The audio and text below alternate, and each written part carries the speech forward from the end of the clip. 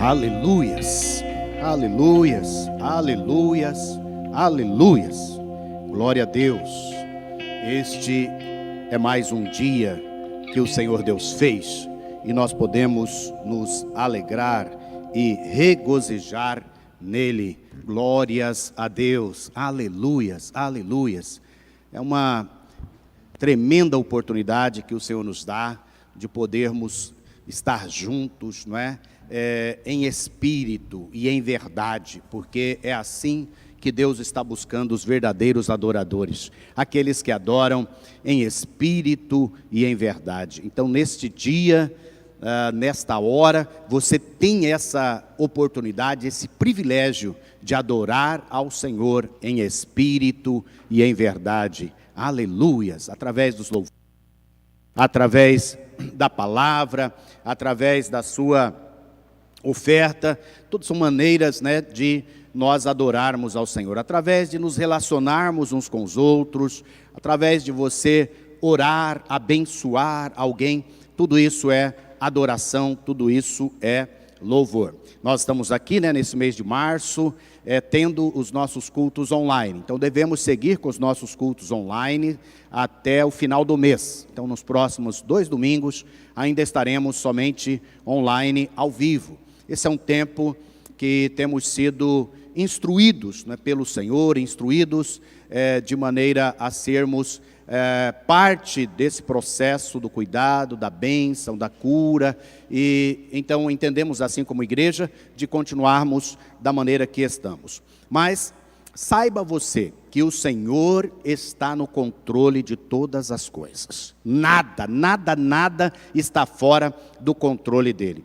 E para hoje, preparamos uma palavra nesta direção, falando especialmente, das revelações de Deus em Apocalipse, falando do centro da revelação de Deus em Apocalipse, falando deste que tem o governo, deste que o cetro de poder está nas suas mãos, falando daquele que é o início e o fim, o alfa e o ômega, manifestando a pessoa do Senhor Jesus Cristo. É uma oportunidade preciosa de você entender a mensagem de Apocalipse. Eu sei que para muitos de nós, Apocalipse é um texto cheio de mistérios, de dificuldades de interpretar, Para alguns de nós, temos até dificuldade de ler Apocalipse, porque não entendemos, não conseguimos encontrar sentido em muitas coisas que estão escritas ali. Alguns até mesmo têm medo do Apocalipse, As pessoas falam comigo, pastor, Apocalipse é muito misterioso, tem muita coisa estranha lá, eu não consigo ler, não consigo entender. Então, para muitas pessoas, existe até mesmo um tipo de superstição em relação ao próprio livro de Apocalipse. Mas, neste dia, nesta palavra, você vai compreender um pouco mais. E o desejo é que não só facilite a sua leitura deste livro, mas que você aproveite tudo aquilo que o Espírito Santo de Deus depositou, ao escrever, ao deixar para nós esse livro maravilhoso de revelações, que são revelações muito poderosas para este momento que nós estamos vivendo. São revelações incríveis da parte de Deus para um povo que precisa ser abençoado, sustentado, renovado, precisa ser encorajado, precisa estar confiante nesse tempo de batalha, de tribulação, de luta. Este é o livro das revelações de nosso Senhor Jesus Cristo. Aleluias! Então o centro de tudo é nós vermos Jesus Cristo no Apocalipse. Se nós conseguirmos enxergar Jesus em cada um dos versículos, em cada um dos textos desse livro, você terá desvendado o mistério.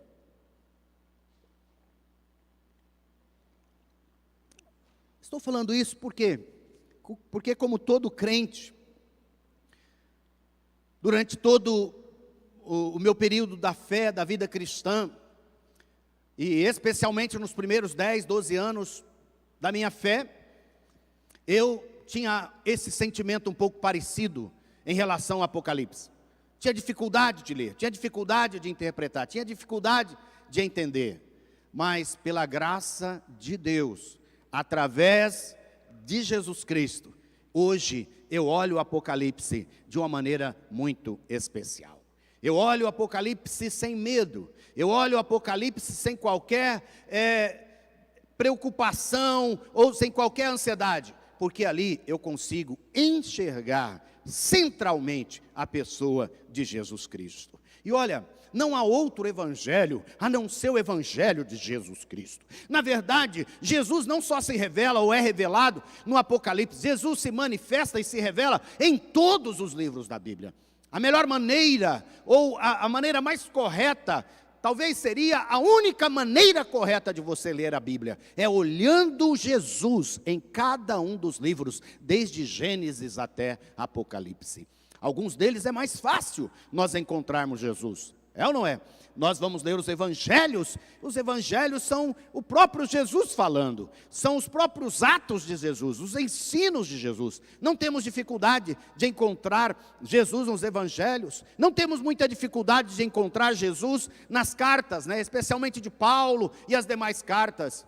Até encontramos Jesus nos profetas do Antigo Testamento, quando profetizam a respeito do Messias. Mas eu quero dizer para você, encontre Jesus de Gênesis a Apocalipse, trazer para você uma palavra de fé, uma palavra de compreensão, uma palavra de graça, uma palavra de revelação para você. Olha só, o livro começa no capítulo 1, no versículo 1, dizendo o seguinte, capítulo 1, verso 1, revelação de Jesus Cristo, a qual Deus lhe deu para mostrar aos seus servos as coisas que em breve devem acontecer. É uma revelação da pessoa de Jesus Cristo, é uma revelação do próprio Jesus Cristo se revelando, se manifestando a nós. No capítulo 1, verso 2, João está dizendo que atestou a palavra de Deus e o testemunho de Jesus Cristo quanto a tudo o que ele viu. Então nós somos chamados a ver Jesus, nós não somos chamados a estudar Jesus, nós não somos chamados simplesmente a compreender Jesus, nós não somos chamados simplesmente a interpretar Jesus ou interpretar os ensinos de Jesus, nós somos chamados a enxergar Jesus, a ver Jesus, e ao vermos Jesus, nós somos transformados como Ele é, nós também seremos. Olha só, Paulo vai interpretar isso muito claramente lá em 2 Coríntios 3,18, ele diz o seguinte: e todos nós, com o rosto descoberto, contemplando a glória do Senhor, contemplando o que, irmãos? A glória do Senhor. Contemplando o que, irmãos? A Jesus Cristo. Jesus Cristo é a manifestação da glória do Senhor. Aleluias! É contemplando a Cristo, é contemplando o Senhor, é que nós somos transformados de glória em glória na sua própria imagem, como pelo Senhor que é o Espírito. É somente olhando e vendo a Cristo, é somente tendo Cristo no centro das nossas vidas, Cristo no centro da nossa mensagem, Cristo no centro do nosso dia, desde o início até o fim, porque Cristo, Ele é o início e o fim de todas as coisas, aleluias. Então, você é chamado a contemplar Jesus, você é chamado a ver Jesus através da palavra, através da oração, através das pessoas, através da própria criação. Tem pelo menos 4 grandes fontes de você enxergar Jesus. A primeira é a própria palavra de Deus. Quando você lê a palavra, quando você medita na palavra, você olha para Jesus, você vê a imagem de Jesus saltando das páginas da Bíblia, e aí você fala, assim como Ele é, eu também vou ser, assim como Ele é, eu sou nesses dias. E através da oração, A oração é quando você fala com Jesus e Jesus responde para você. Você vai pedindo, Ele vai te dando. Você vai clamando, Ele vai te atendendo. Você vai adorando e Ele vai sendo glorificado. Você vai agradecendo e Ele abre o céu sobre a sua vida com a chave de Davi. Jesus é para ser adorado. Jesus é para ser venerado. Jesus é para ser cultuado. Eu digo mais, Jesus é para ser idolatrado, porque Ele é o sentido da vida, porque aquele que adora a um ídolo, torna-se como o ídolo. Então quando você adora a Jesus, você vai se tornar como Ele. Então eu te digo, meu amado, minha amada, que esse é o tempo de olhar para Jesus, através da oração, através da palavra, mas também ver Jesus nas pessoas. Jesus está se revelando nesse tempo, através de pessoas generosas, amorosas, abençoadoras, e até mesmo pessoas que Deus coloca sobre as nossas vidas, para nos corrigir, para nos admoestar, para nos consolar, para nos dar esperança e para nos dar ânimo. Mas Jesus também se revela na natureza. Eu sei que nós que somos urbanos, não é, que vivemos muito aqui no meio da chamada, né, selva de pedra, temos poucas oportunidades de contemplar. Mas busque uma maneira de contemplar, né? Busque num jardim, busque sair, busque olhar o que Deus está fazendo, o que Deus fez, o que Deus criou. E a criação revela o próprio Deus. Nós precisamos então viver de contemplar ao Senhor. E agora eu quero entrar com você no como Apocalipse se revela, como Apocalipse manifesta o Senhor Jesus em pelo menos 20 nomes, títulos que são dados a Jesus neste livro. Começando pelo versículo 5 do capítulo 1, nós já encontramos 3 destes grandes nomes de Jesus. A primeira é a fiel testemunha. O texto diz: e da parte de Jesus Cristo, a fiel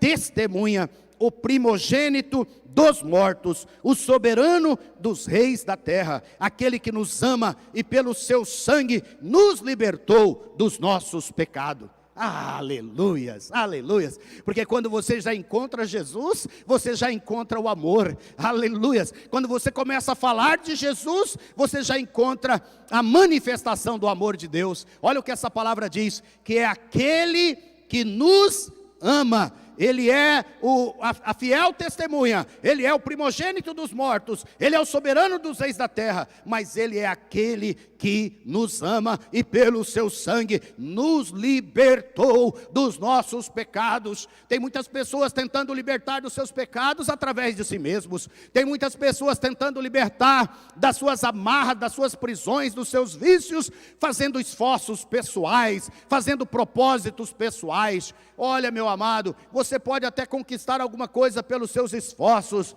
mas a vitória sobre o pecado só tem uma fonte de você conquistar, é através de Jesus, é chegando para Ele, é contemplando a Ele, é pedindo para Ele, é buscando a Ele, é clamando a Ele, é que você vai alcançar o perdão, a purificação, mas acima de tudo a libertação dos nossos pecados. Ele é a fiel testemunha, né? Nele não há dúvida, nele não há nenhuma manifestação de erro. Então quando ele fala a verdade, ele é a testemunha fiel de tudo, porque ele estava com Deus desde a criação, ele é parte da Trindade, ele acompanha todas as coisas, e é ele que dá testemunho do Pai, né? Quando nós vemos a Jesus, nós vemos o Pai. Ele é a imagem perfeita de Deus, Ele é a testemunha fiel, mas Ele também é o primogênito dentre os mortos. Você sabe que Jesus, Ele é o unigênito Filho de Deus, mas Ele também é o primogênito entre muitos irmãos. Assim como Ele ressuscitou dos mortos, Ele é o primogênito daquele que se levantou dentre os mortos. Você e eu também seguimos nas mesmas pisadas de Jesus, nós também seguimos nas mesmas pisadas pisada dele. Nosso irmão mais velho, ele já ressuscitou, e assim como ele ressuscitou, eu e você estamos garantidos na ressurreição. Aleluia, aleluia. Ele mesmo disse: quem crê em mim, né? Quem crê em mim, quem vive e crê em mim, este não morrerá, mas aquele que está morto, este ressuscitará para viver comigo para sempre. Há uma garantia, há um poder em ele ser o primogênito. Ele é aquele que vai na frente, ele que abriu o caminho, e eu estou nas pisadas de Jesus. Nós somos discípulos de Jesus.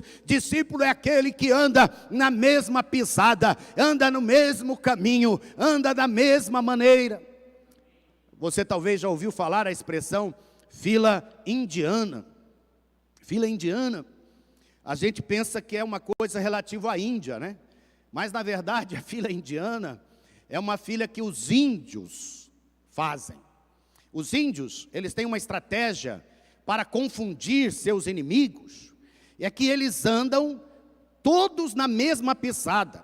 Então pode ter 100 índios indo por um caminho. As pessoas, quando olharem ali, é como se tivesse passado um só, porque todos pisaram na mesma pisada daquele que estava na frente. É interessante isso. É interessante porque Jesus é o primogênito. Ele vai na frente e nós vamos na pisada dele. Então quando as pessoas olham, elas não veem muitos discípulos, muitas pessoas. Ela não vê muita gente, ela vê uma só, é o Senhor Jesus. É o Senhor Jesus. Nós seguimos nos passos dele, e assim como ele ressuscitou dos mortos, está garantido para você a ressurreição no dia final dos mortos. Você e eu estamos salvos e ressurretos em Deus através de Cristo Jesus. Andemos nas pisadas de Jesus. Não vamos nos desviar nem para a esquerda nem para a direita. Vamos manter os olhos fitos, firmes em Jesus. Ele é o soberano dos reis da terra. Ah, amados, tanta gente amarga esses dias, tanta gente sofrendo neste tempo, porque os governantes, os reis da terra, estão fazendo coisas que desagradam, estão tomando decisões que o desagradam.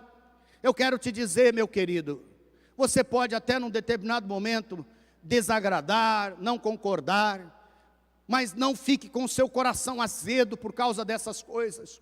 Há um Deus que é soberano, soberano sobre os reis da terra. Nada está fora do seu controle. Vamos orar, vamos pedir a Ele, para que Ele mova, para que Ele toque, para que Ele mude as circunstâncias. Não fique numa crítica azeda, não fique com o seu coração pesado. Vai para Jesus, fala para Ele e diga: Rei, soberano sobre todos os reis da terra, intervenha, Senhor. E Ele vai intervir. É assim que nós vivemos, é assim que nós cremos. Não tenha medo. Ele está dizendo: não tenha medo, nada está fora das minhas mãos e do meu poder. Louvado seja o nome do Senhor. Ele também é o Alfa e o Ômega. Eu sou o Alfa e o Ômega, diz o Senhor Deus, aquele que é, que era e que há de vir, o Todo-Poderoso. Aleluias. É em Jesus que tudo começa e é em Jesus que tudo termina. Minha pergunta neste dia para você é: como começa a sua vida? Como começa seu dia? Como termina a sua vida? Como termina o seu dia? Assim como Jesus, em tudo, Ele está desde o início e Ele está até o final. Assim também é o chamado de Deus para você, é o chamado de Deus para a minha vida. Coloquemos Jesus desde o início até o final. Eu sempre compartilho com os irmãos, dizendo que alguns hábitos que eu tenho criado na minha vida, procurando sempre trazer Jesus para ser o início e o fim. Um deles é quando eu acordo pela manhã, a primeira coisa, o primeiro pensamento é para Jesus. Quando eu vou dormir à noite, o último pensamento é para Jesus. Quando eu estou ao meio-dia, meu pensamento é para Jesus. Em todo momento, os meus pensamentos buscam o Senhor Jesus. E você, através dessa prática, se você leva isso, você está colocando Jesus como o início e o fim de todas as coisas. Ao tomar decisões, ao fazer as coisas, pergunte para o Senhor Jesus. Você pode perguntar a Jesus, como que o Senhor começaria isso? E se você precisa terminar alguma coisa, pergunte para Jesus, Jesus, como eu terminaria isso? Porque Jesus é o nosso Deus, que abençoa tanto a nossa entrada, como a nossa saída. É o Senhor que está conosco quando nós saímos, e é o Senhor que está conosco quando nós retornamos. É o Senhor que estava conosco quando nós nascemos e fomos gerados, conforme o Salmo 139, lá no ventre da nossa mãe. Era Ele que estava lá nos tecendo, nos fazendo, desde o embrião. Ele estava no início da nossa vida, e é Ele que vai estar no final das nossas vidas. Aleluias! As pessoas que hoje estão morrendo com Jesus, as pessoas que hoje estão dormindo com Jesus, são as pessoas que com certeza têm esperança e vivem em paz, porque nesse momento é um momento de pessoas, muitas pessoas estarem encontrando com Jesus. Então Ele é o alfa e o ômega, mas Ele também é o princípio e o fim. Apocalipse 22:13, eu sou o alfa e o ômega, eu sou o primeiro e o último, o princípio e o fim. Ele é o primeiro e o último. Apocalipse 1:17 diz que ao vê-lo, caí aos seus pés como morto, porém Ele pôs sobre mim a mão direita, dizendo, não tenha medo, eu sou o primeiro e o último. Minha palavra é para você, meu querido, não tenha medo de se aproximar de Jesus, não tenha medo de se achegar a Ele. Ele está para nos salvar, nos abençoar, nos socorrer em todo o tempo, e especialmente no tempo da angústia. Faça dele o princípio e o fim de toda a sua vida, faça dele o primeiro e o último, faça dele o alfa e o ômega. Ele também é o Filho do homem. No versículo 13 do capítulo 1, e no meio dos candelabros, um semelhante a um filho do homem, com vestes talares e cingido à altura do peito, com um cinto de ouro. Filho do homem, aqui manifesta a humanidade de Jesus. Jesus, Ele não é só 100% Deus, mas Ele também é 100% homem. Jesus, Ele veio para se identificar conosco. Filipenses no capítulo 2, é um dos textos que eu mais amo, a partir do verso 5 até o 10, ele fala assim, que haja em vocês o mesmo sentimento que houve em Cristo Jesus, o qual, sendo Deus, não usurpou ficar lá na posição de Deus, mas a si mesmo se humilhou, tomando a forma humana, tornando-se como a gente, morando como a gente. O Senhor se tabernaculou. João capítulo 1, versículo 12, diz que o verbo se fez carne e habitou entre nós, cheio de graça e de verdade, e vimos a sua glória, como a glória do unigênito do Pai. Ele veio para sofrer as nossas dores. Ele é um homem de dores, Ele é um homem experimentado. Ele nasceu de uma mulher como você e eu nascemos. Você e eu somos nascidos da mesma maneira que Jesus, mas também Jesus era nascido do Espírito. Por isso que quando você e eu encontramos a Ele, entregamos a nossa vida a Ele, e se tem alguém nos assistindo, nos ouvindo, que ainda não entregou a sua vida a Cristo, aleluia, aleluia, hoje é o dia de você se entregar, hoje é o dia de você se render a Ele, hoje é o dia de você se colocar aos pés dEle, ao Rei dos Reis e ao Senhor dos Senhores, aquele que cuidou do seu início e cuidará do seu fim, aquele que passa conosco no dia a dia a nossa luta. Ele está conosco na nossa dor. Ele está com você agora, sentindo a mesma falta de ar que você está sentindo. Ele está com você nesse leito de dor e de enfermidade. Ele está com você, junto com você, para sentir a mesma dor e te aliviar, e te curar, e te levantar. Rebalabashamanaia. aleluia. É só Jesus pode fazer isto. É só Jesus que pode falar conosco, porque Ele tem a nossa identidade. Anjos quiseram ministrar, anjos quiseram ensinar, anjos quiseram pregar a graça de nosso Senhor, mas anjos não têm corpos como o nosso, mas Jesus teve, e Ele é o Filho do homem. Ele também é aquele que vive, e aquele que vive, estive morto, mas eis que eu estou vivo para todo sempre, e tenho as chaves da morte e do inferno. Ah, aleluia, aleluia, não tenha medo, não tenha medo, não tenha medo da morte, não tenha medo do inferno, não tenha medo da morte, não tenha medo do inferno, porque as chaves de lá estão com Jesus, aleluia, e para você que está com Ele, Ele já fechou a porta da morte e do inferno, você não morrerá mais, você está vivo para sempre com o Senhor, porque mesmo que esse corpo venha desfalecer, mesmo que esse corpo venha morrer, com o Senhor Jesus, você tem a vida eterna garantida, você está garantido no Senhor, aleluia, o inferno está fechado para você que tem o Senhor Jesus, porque Ele vive, você vive, e nós cantamos aquela canção, é ou não é? Porque Ele vive, posso crer no amanhã, porque Ele vive, temor não há, mas eu bem sei, eu sei, que a minha vida, aleluias, está nas mãos do meu Jesus, que vivo está. Aleluias.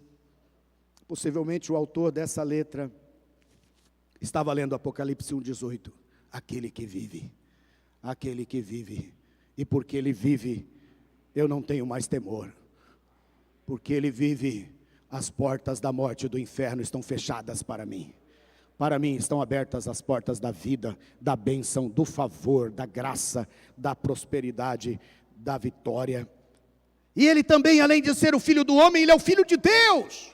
Apocalipse 2:18, ao anjo da igreja em Tiatira escreva, estas coisas diz o Filho de Deus, que tem os olhos como chama de fogo, e os pés semelhantes ao bronze polido, aleluias, Ele é o Filho de Deus, e Ele disse que todo aquele que nele crê, esses também se tornam filhos de Deus.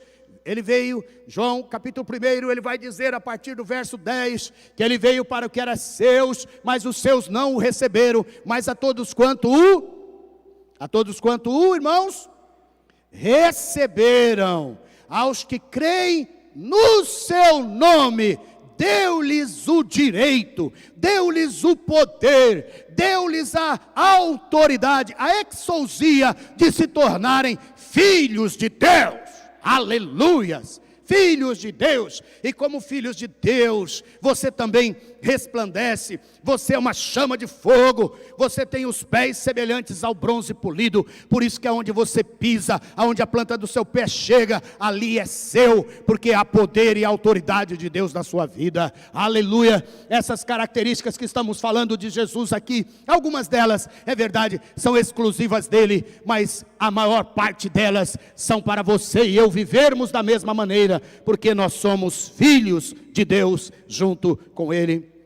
A 10ª característica, Ele é o santo, o verdadeiro.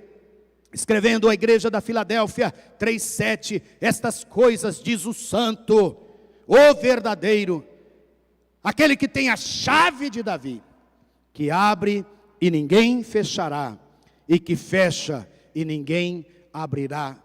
Este é o nosso Senhor Jesus Cristo. Ele é o santo, Ele é o verdadeiro, Ele tem a chave de Davi, para abrir as portas, para trazer o seu favor sobre nós, e todo aquele que conhece a Jesus, recebe já dentro do seu DNA, recebe dentro da sua própria vida, a essência da santidade, a essência da verdade, porque em Cristo Jesus há toda a santidade e há toda a verdade.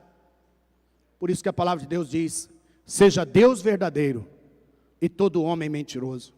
Porque todo homem que tenta ser verdadeiro por si mesmo, um dia ele mente, um dia ele vai mentir. Mas todo aquele que está em Cristo Jesus, a verdade entra dentro dele. E o próprio João, que escreveu o Apocalipse, é o mesmo que escreveu o Evangelho. Ele fala assim: e conhecereis a verdade, e a verdade vos libertará. É a verdade, irmãos, que liberta. Somos chamados para ser homens e mulheres da verdade. Somos chamados para serem homens e mulheres que não têm dentro deles uma agenda oculta. Somos chamados para a transparência. Somos chamados para ser luz. Quando as pessoas olham para nós, elas veem do outro lado, porque não há nada escondido dentro de nós. Nós somos a luz de Deus, e aonde há luz não há trevas, aonde há luz não há coisas escondidas. Por isso nós somos pessoas vulneráveis e transparentes, discípulos de Jesus, verdadeiros, transparentes, honestos, sinceros. Nós brincamos aqui que os crentes em Cristo Jesus, os discípulos de Jesus, são como cebolas. Alguém me disse um dia, falou assim: é, pastor, porque a gente arde muito os olhos dos outros? Às vezes, né, nós somos esse tipo de coisa na vida dos outros. Confesso que às vezes, mais do que eu gostaria, posso ser alguém que arde o olho do meu irmão. Mas não é isso que eu quero falar. Cebola, se você olhar para ela, ela tem uma casca. Mas quando você tira aquela casca, você encontra a primeira camada, e ainda é cebola. A segunda camada ainda é cebola. A terceira camada ainda é cebola. Se ela tiver 10 camadas, serão 10 camadas de cebola. Você não tem surpresa quando você entra para dentro de uma cebola. Assim deve ser as nossas vidas. As pessoas não vão ter surpresa quando elas nos conhecem de dentro para fora. Isto é ser santo, isto é ser verdadeiro, isso é ser a luz do mundo. E quem anda com Jesus é luz do mundo. E quem anda com Jesus, ele diz: quem me segue não andará em trevas, terá a luz da vida. Ele não é só santo e verdadeiro, mas ele também é o Amém. 3,14, escrevendo a Laodiceia, ele diz: essas coisas diz o Amém, a testemunha fiel e verdadeira, o princípio da criação de Deus. Amém é assim seja, assim seja. Em Cristo tudo está consumado. Lembra qual que foi a última palavra de Jesus? Está consumado. Teletestai, está consumado. Cristo é o Amém. Se você está em Cristo, o Amém está com você. Cristo em nós, o Amém está dado. Então quando você profetizar, o Amém está ali para dar a palavra de verdade, a palavra de afirmação, e Jesus está ali com você dizendo: assim seja. Quando você pede, o assim seja está ali. Quando você ora, o assim seja está ali. Quando você medita, o assim seja está ali. Quando os seus pensamentos sonham e imaginam coisas, o assim seja está ali. Nós estamos aqui hoje sonhando com salvação de almas, mesmo no meio de tudo isso, dessa pandemia, nessa loucura toda, nós continuamos sonhando com vidas salvas, vidas transformadas, não só dezenas, centenas, mas milhares de vidas sendo salvas. Nós continuamos crendo que o Senhor nos faz discípulos cada vez mais pegados na pegada dEle.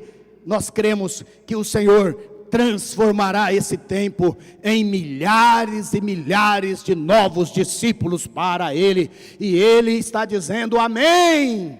Ele está dizendo Amém, porque Ele é o Amém, o assim seja.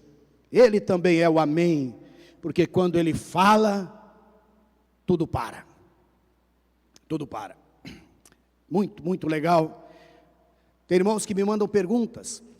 Essa semana eu recebi várias perguntas, e uma das perguntas era exatamente a pessoa perguntando se essa palavra de Jesus, especialmente a palavra de Jesus no Sermão da Montanha, Mateus 5, 6 e 7.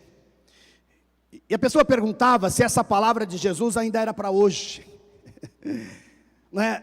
Se a questão do jejum ainda era para hoje, se a questão do adultério ainda era para hoje, se a questão do divórcio ainda era para hoje.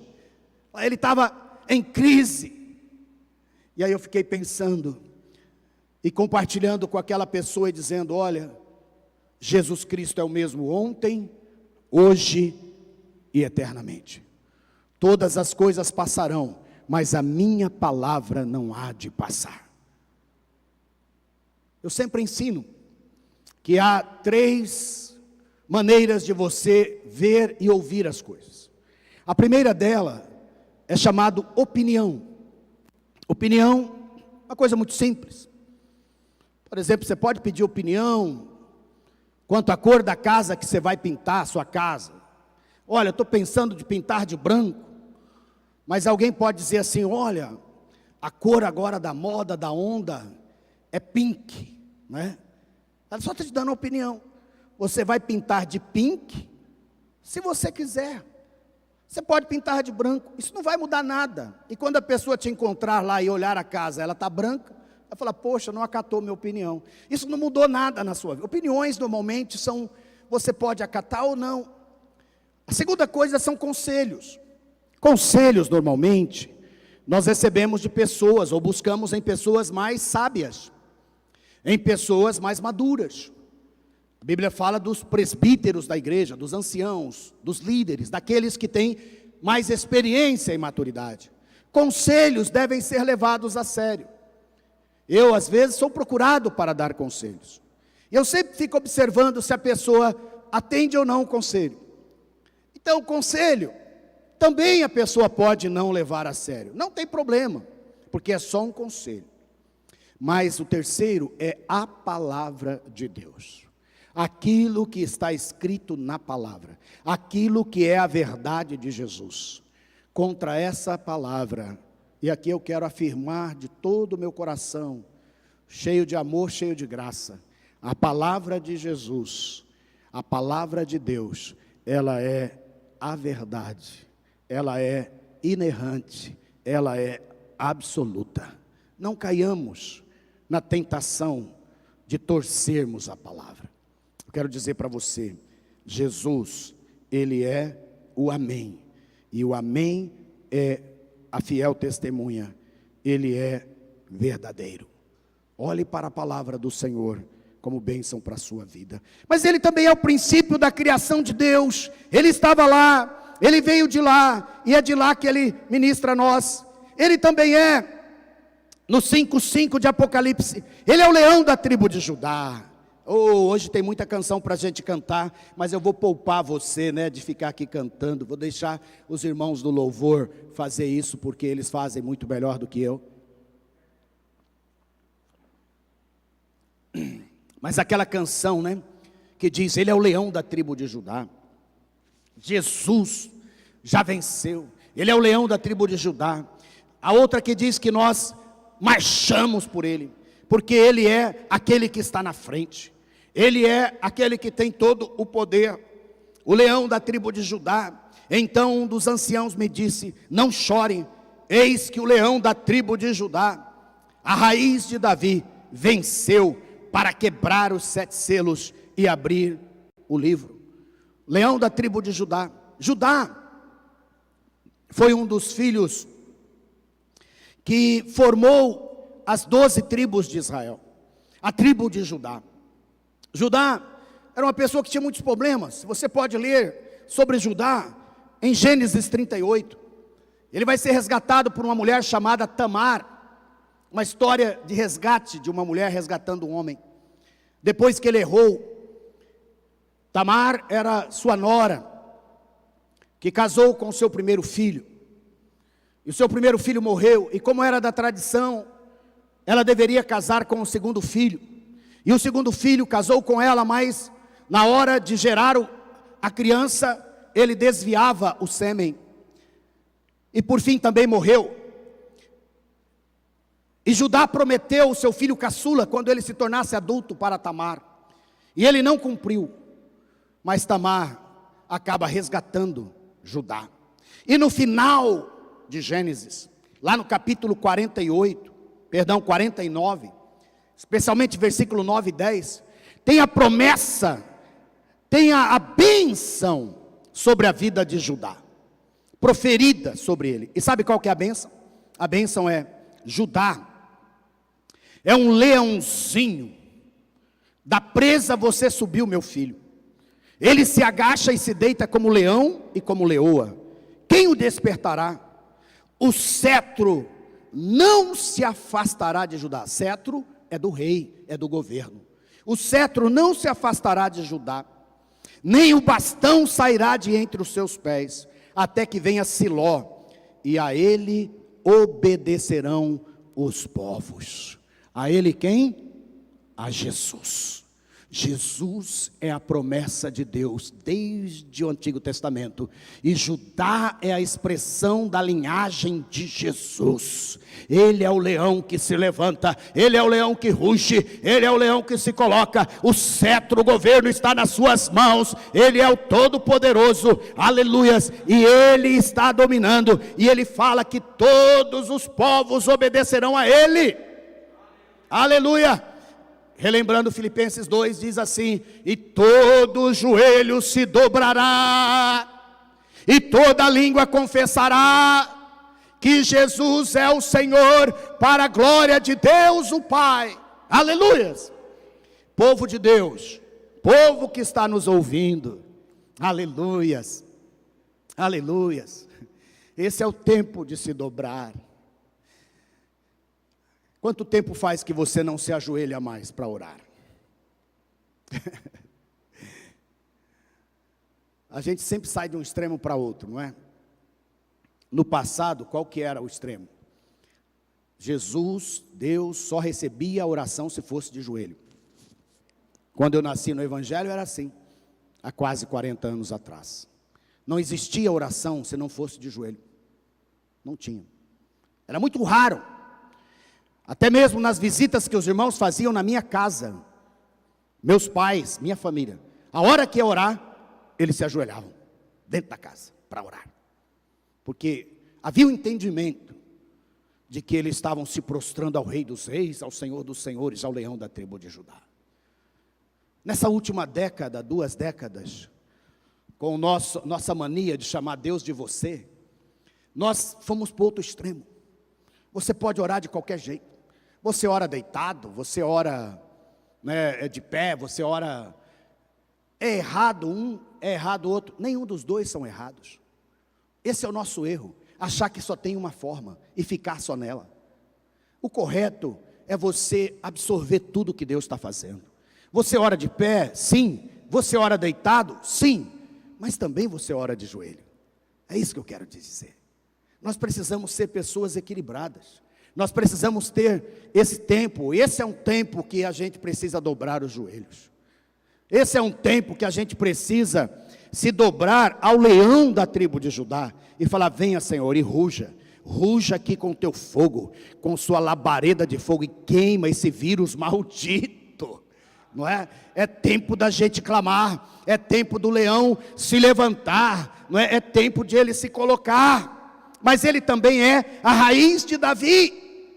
É de lá que ele vem. Ele é a promessa, né? Davi é o homem segundo o coração de Deus. Ele vem dessa gênesis, dessa genealogia querida de Davi. E você também vem de lá. Mas ele não é só o leão. No versículo 6 do capítulo 5, ele é o cordeiro. Oh, aleluias! Então vi no meio do trono e dos 4 seres viventes, entre os anciãos em pé, um cordeiro, que parecia que tinha sido morto.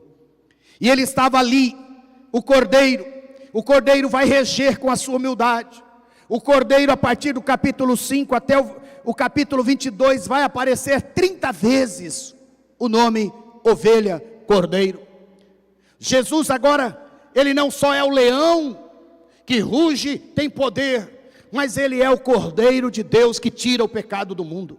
Ele é aquele que se entrega, Ele é aquele que nós podemos chegar e nos afagar a Ele. Ele é aquele que nós podemos chegar e abraçar a Ele. Você possivelmente não abraça um leão, mas você abraça uma ovelha. Você possivelmente não fica fazendo muito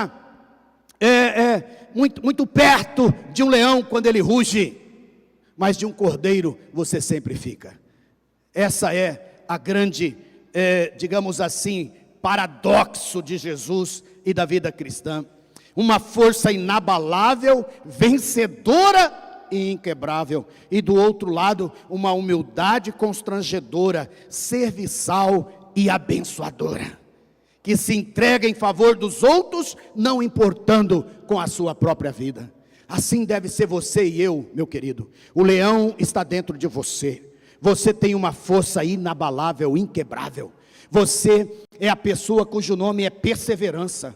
Você cujo nome é resiliência. Você cujo nome é autoridade. Você cujo nome é dunamis, poder de Deus. Você, quando fala, tudo se cumpre. Você, quando fala, sai da frente, porque há poder e autoridade na sua palavra. Mas você também é o cordeiro. Você também é a bênção. Você também é o amigo. Você também é aquele que Jesus mesmo disse: eu não vim para ser servido, mas eu vim para servir e dar a minha vida em resgate de muito. Você é manso, você é humilde, você é quebrantado, você é amigo, você abraça, você cuida, você abençoa, você pastoreia, você encoraja, você é uma bênção tremenda, seja com autoridade, com a força, com os sonhos em se manter firme, mas você também é uma bênção, sendo aquele servo cordeiro que dá a sua vida pelo seu irmão. Ele também é aquele que vive para todo sempre, e jurou por aquele que vive para todo sempre, o mesmo que criou o céu, a terra, o mar e tudo que neles há, dizendo: já não haverá demora. Ele também é o verbo de Deus. 19:13, está vestido com um manto encharcado de sangue, e o seu nome é verbo de Deus. Verbo é a palavra, é o poder criativo de todas as coisas. Ele tem a voz. Nós que seguimos a Ele, também temos a voz dele para seguir e para trazer à existência as coisas que ainda não existem. Lá em João capítulo 1, verso 1, diz exatamente isso, que o verbo se fez carne e habitou entre nós, e vimos a sua glória, a glória como unigênito do Pai. Não é? Ele vai dizer que no princípio era o verbo, e o verbo estava com Deus, e o verbo era Deus, o Senhor Jesus. Aleluias! O verbo de Deus está em você, por isso você pode profetizar. Ele também é o Rei dos reis e Senhor dos senhores. Apocalipse 19:6. No seu manto e na sua coxa está escrito o nome: Rei dos reis e Senhor dos senhores. Arabalabashaya. Ele governa num reino poderoso, mas ele também governa num reino de ponta cabeça. Esse é o reino que o último é sempre o primeiro, que o pobre é rico, que é dando que se recebe, que é perdoando que se é perdoado, é amando que se é amado. Esse é o reino, ele é o Senhor desse reino, um reino totalmente contrário ao reino deste mundo, totalmente contrário às coisas que aprendemos deste mundo. Venha para o Senhor, venha para o Rei dos reis e Senhor dos senhores. Ele também é a brilhante estrela da manhã. 22:16, eu, Jesus, enviei o meu anjo para dar testemunho dessas coisas a vocês nas igrejas. Eu sou a raiz e a geração de Davi e a brilhante estrela da manhã. Aleluia. Essa estrela, é a estrela que conduziu os magos até ele. É ele que brilha na sua vida, é ele que te conduz a ele mesmo. Venham a mim todos vocês que estão cansados e sobrecarregados, e eu vos aliviarei. Tomem sobre vós o meu jugo, aprendam de mim, porque sou manso e humilde de coração, e encontrareis descanso para as vossas almas. É a estrela da manhã te mostrando o caminho, é a estrela da manhã te dirigindo pelo caminho, e ele também é o Senhor Jesus. Mas ele é o Senhor da graça. 22:21 vai terminar com essa saudação: a graça do Senhor Jesus esteja com todos. Oribalabachai. Conseguiu ver Jesus no Apocalipse? Conseguiu ver Jesus em cada capítulo? Não é? Ele está ali. E resumindo todas essas coisas, vem 4 grandes imagens. A primeira grande imagem é que Ele é o pastor das igrejas. Ele é o pastor das igrejas. Nós vamos ver isso no capítulo 2 e 3. Que a testemunha fiel, o primogênito dos mortos, o soberano dos reis da terra, o glorificado, de 1 até o 20. Ele é o pastor da igreja que se preocupa com todas as suas ovelhas e com os pastores. Chamado aqui, os pastores de anjos das igrejas. É uma graça de Deus colocar homens e mulheres, pastores e pastoras, para serem anjos de Jesus sobre a igreja. Ele é o bom pastor que dá sua vida pelas ovelhas, conforme João 10. Ele também é o pastor do Salmo 23, que diz que nada vai nos faltar. O Senhor é o meu pastor, nada me faltará. Faz-me deitar em verdes pastos, guia-me mansamente às águas de descanso. Esse é o pastor da igreja. Sabe, nós cremos que cada crente é um ministro. Nós cremos que cada crente é um pastor. Você sabe por quê? Porque o pastor da igreja está dentro de você. E se o pastor da igreja está dentro de você, as características do pastor também estão dentro de você. Por isso você pastoreia um grupo de irmãos. Por isso você discipula, começando com a sua casa, começando com aqueles que Deus colocou perto de você. Você está não só sendo pastoreado, mas você também é chamado de pastor da igreja, porque Jesus está lá. E Jesus pastoreia essas 7 igrejas, ministrando com seu coração de amor, graça e correção. Ele também é o entronizado, o motivo de louvor, está nos capítulos 4 e 5, juntando a imagem de leão 5:5 e cordeiro 5:6 até o 7:17. E cantava um novo cântico dizendo: digno és de pegar o livro e de quebrar os selos, porque foste morto e com teu sangue compraste para Deus os que procedem de toda tribo, língua, povo e nação. E para o nosso Deus os constituíste reino e sacerdotes, e eles reinarão sobre a terra. Esse é o nosso Senhor, entronizado, motivo de louvor. E Ele também é o juiz e o guerreiro, o Rei dos reis, Senhor dos senhores. 19:11 até o 20:15 é apresentado ao final de uma série de batalhas espirituais e celestiais.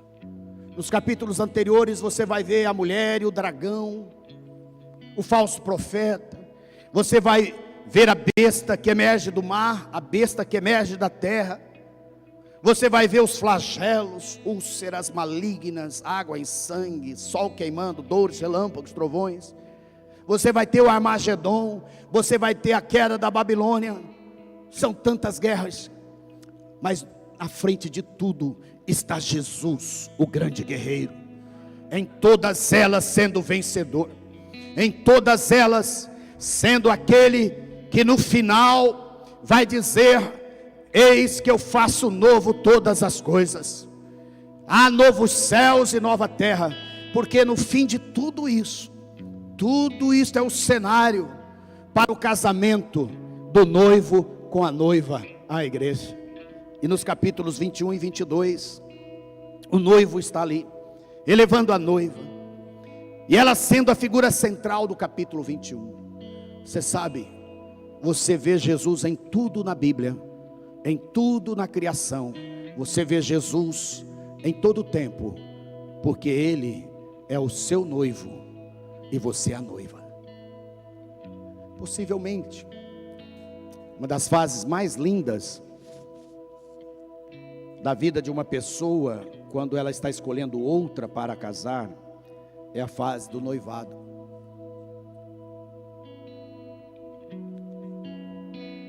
Nós cremos que um bom relacionamento, para constituir uma boa família, deve seguir 5 pontos. Se você quiser anotar, anote. O primeiro, tenha muitos amigos e amigas. Por quê? Se você é um homem, por exemplo, se você tem muitos amigos, esses amigos podem te apresentar boas moças, boas amigas deles para você. E tem amigas também, porque quem sabe entre elas pode estar aquela que Deus tem para você. Seja amigo, comece sempre pela amizade. Mira e eu, antes de nos casarmos, fomos amigos por 2 anos. Perdão, antes de nos tornar namorados e noivos, por 2 anos éramos amigos, estávamos juntos, era da mesma turma, da faculdade. Nos conhecemos numa vigília de oração. Que é lugar melhor para se conhecer, porque meu amigo, que era amigo dela, me chamou para aquela vigília. Tá importante ter amigos, né? Meu amigo Arão Luther, abraço Arão, missionário lá no Paraguai, está lá em Encarnação, ministrando até hoje. Amigo em comum da família da minha esposa, e que me levou para aquela vigília onde estava minha esposa. Me tornei amigo, conheci naquela noite, ficamos amigos por 2 anos. Depois de 2 anos, vários fatos aconteceram. Nós nos distanciamos e começamos a sentir falta um do outro. E aí entramos na segunda fase, que foi o namoro. Fase bonita, descoberta, conhecer, conversar. Já há alguma exclusividade, né? Porque você não namora com muitas pessoas, você namora só com uma. E depois nós nos noivamos. O noivado já era quase uma certeza do casamento. É muito raro alguém que se noivou deixar de casar, não é? Esse noivado é exatamente a fase da maior expectativa, é a fase do preparo, é a fase de que começa a sonhar juntos, é a fase que começa a pensar na casa que vai morar, nos móveis que vão comprar, no futuro que vão construir, nos filhos que vão ter. É no noivado. Assim nós estamos em relação a Jesus. Jesus é o noivo apaixonado pela sua noiva. Ele está cuidando da noiva, ele está sonhando com a noiva. E lá no 21, no 22 de Apocalipse, vai ter as bodas do Cordeiro. Aleluias. Vai ter a festa do casamento. Sabe, meu amado, minha amada, no fim vai dar tudo certo. Na verdade, no fim já deu tudo certo. Fica firme, noiva. Fica firme, igreja, para o noivo apaixonado que está te esperando para nos encontrar. E ele diz, versículo 1:7, João falando: e vi novo céu e nova terra, pois o primeiro céu e a primeira terra passaram, o mar já não existe. Tudo isso aí que a gente está valorizando, está se apegando, isso aí já não vai existir, porque para lá não vai nada dessas coisas. Vi também a cidade santa, a nova Jerusalém, que descia do céu da parte de Deus, preparada como uma noiva. Como que, irmãos? Uma noiva enfeitada para o seu noivo. Então ouvi uma voz forte que vinha do trono e dizia: eis o tabernáculo de Deus com os seres humanos, Deus habitará com eles. Jesus morará eternamente conosco. Eles serão povos de Deus, e Deus mesmo estará com eles, e será o Deus deles, e lhes enxugará dos olhos toda lágrima. Já não existirá mais morte. Deus, Jesus, tu és o vencedor. Já não haverá luto. Por que não haverá morte? Por que não haverá luto? Porque são coisas muito ruins, muito tristes. Nós não nascemos para morrer. Quando Deus nos fez no jardim do Éden, fez-nos para sermos eternos. Nossos pais escolheram um caminho, do pecado, que nos levou à morte e ao que sofremos hoje do luto. Mas o nosso Pai enviou Jesus. Assim como por um homem entrou o pecado no mundo, também por um homem o pecado foi tirado, para que agora nós pudéssemos resgatar a eternidade dentro de nós. E uma vez agora eternos, Ele está dizendo: olha, não haverá mais morte, já não haverá luto, nem pranto, nem dor, porque essas coisas já passaram, aleluia, elas vão passar. E aquele que estava sentado no trono disse: eis que faço nova todas as coisas. E acrescentou: escreva, porque estas palavras são fiéis e verdadeiras. E disse-me ainda: tudo está feito, eu sou o alfa e o ômega, princípio e o fim. Eu a quem tem sede darei de graça da fonte da água da vida. O vencedor herdará todas essas coisas. Eu serei o Deus dele e ele será o meu filho. Aleluias, maravilha isso, é ou não é? Ele não será só o seu e meu Deus, Ele é o seu e meu Pai. Oh, aleluias. Nessa ferida paterna gigante, monstruosa que nós vivemos nesses dias, que recebemos essa ferida dos nossos pais e inconscientemente transferimos para os nossos filhos, Ele está dizendo: eu sou seu pai, eternamente sou seu pai, você será meu filho. Aleluias. E eis que venho sem demora. Bem-aventurado aquele que guarda as palavras da profecia deste livro. Eis que venho sem demora, e comigo está a recompensa que tenho para dar a cada um segundo as suas obras. O Espírito e a noiva dizem: vem. Aquele que ouve, diga: vem. Aquele que ouve, diga. Pode repetir comigo? Aquele que ouve, diga: vem. Ora vem, Senhor Jesus. Maranata, ora vem, Senhor Jesus. E que tem sede, venha, e quem quiser receba de graça a água da vida.